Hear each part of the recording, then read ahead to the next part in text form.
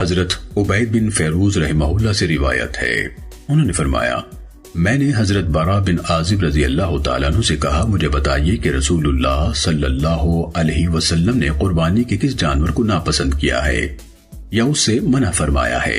انہوں نے فرمایا رسول اللہ صلی اللہ علیہ وسلم نے اپنے ہاتھ سے اس طرح اشارہ کیا اور میرا ہاتھ رسول اللہ صلی اللہ علیہ وسلم کے ہاتھ سے کوتاہ ہے، اور فرمایا قربانی میں 4 جانور جائز نہیں، وہ کانا جانور جس کا کانا پن واضح ہو، بیمار جانور جس کی بیماری واضح ہو، لنگڑا جانور جس کا لنگڑا پن ظاہر ہو، اور دبلا جانور جس کی ہڈیوں میں گودا نہ ہو۔ عبید نے کہا میں تو پسند نہیں کرتا کہ اس کے کان میں نقص ہو۔